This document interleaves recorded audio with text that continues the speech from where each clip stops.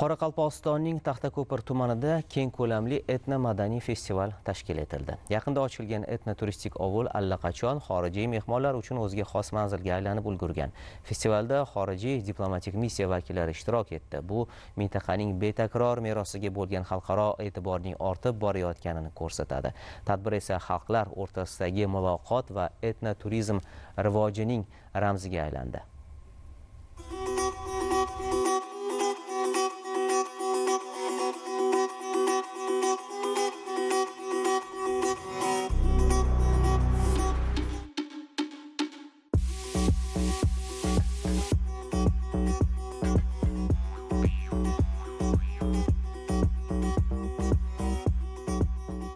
Qizilxum bag'rida sahro simfoniyasiga monand avzbirchilik va taraqqiyot ruhi taralib turgan bir manzil. Taxtako'pir desak ishonmassiz. Biroq bu fakt. Bugungi Taxtako'pirning Serjil va qumlar bag'ridagi shabadasi boshqacha esyapti. Orol bo'yining sayyohlik xaritasida yangi o'ziga xos obyekt paydo bo'ldi. Taxtako'pir tumanining eng chetki ovullaridan biri Beltovda Nukusdan taxminan 150 kilometr masofada etno-turistik ovul barpo etildi. Bu o'sha ajdodlarimiz asrlar osha qanday hayot kechirganini, uy-joylar, konstruksiyalar orqali, balki ushbu hududda istiqomat qilayotgan xalqlarning urf-odat va an'analari orqali ham namoyon etuvchi jonli illyustratsiya.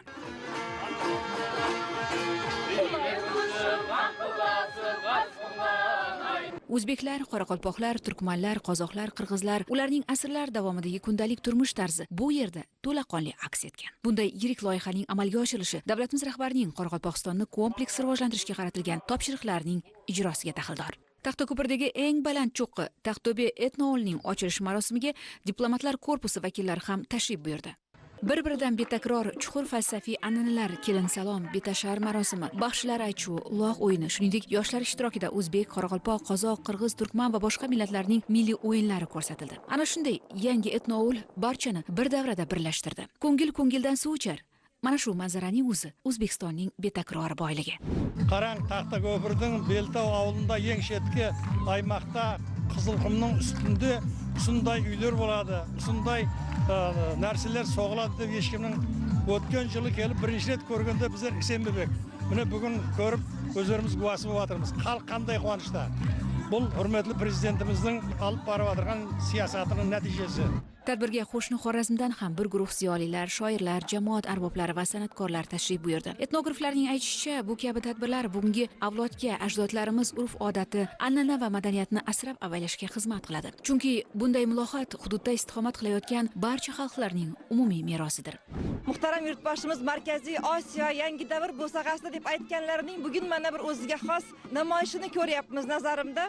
Chunki o'zbek, qozoq, qoraqalpoq xalqlari azaldan do'st, inoq, ahil bo'lishgan. Bugungi mana shu ertalabdan buyon kechib turgan go'zal jarayonlarda biz shu qadriyatlarimizning go'zal namoyishini ko'rmoqdamiz.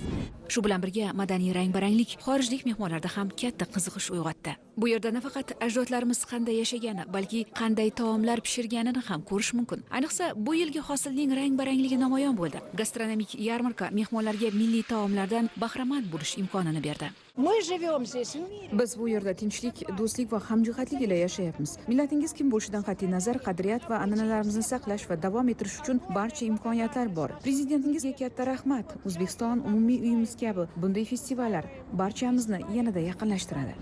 Albatta, ishtirokchilarning ta'kidlashicha, bunday festivallar ko'p millatli Orol bo'yi xalqlar o'rtasida do'stlik rishtalarini yanada mustahkamlaydi. Men o'sha yerda tug'ilganman, o'sha yerda yashab жатқанman o'ta quvonishdaman. Hech bir Dubayga, hech bir Shveysariyaga bu yerda hech qachon almastırmayman. Jana aytib ketganmiz, bizning elimizda ulkan bugun mereke bo'lib жатыр. Bарлық жерден Қазақстанның елшілігінен адамдар келіп жатыр. Бұл дегенimiz bizning elimizдің одан да бетер алға қарай дамуына, өсуіне, өркендеуіне үлкен септігін тигізіп жатыр. Өзбекстан бар ұлысқа шаңырақ шайқалмастан шаттығымыз тіреп тұр. Бүгінгі мереке баршаға құтты болсын. Aytish lozim, o'tgan yili Taxtako'pir tumanidagi Qarateran ko'li bo'yida milliy an'analar ruhida barpo etilgan yana bir yirik majmua foydalanishga topshirilgan edi. Taxto'be esa hududda hayotga tatbiq etilgan bunday loyihalarning navbatdagisi. Qarang, qanday go'zal betakror manzara. Qum bag'rida oppoq qushlardek, oppoq o'tovlar. Kim ham o'ylabdi deysiz? Bundan 1 yil avval ham mana shu yer hech kimga keraksiz bir bepoyon dala edi va bugun shaxsan davlatimiz rahbarining tashabbusi mana shu yurtga, mana shu zaminga bo'lgan mehri, e'tibori tufayli har qaysi yerning salohiyati kashf etilmoqda.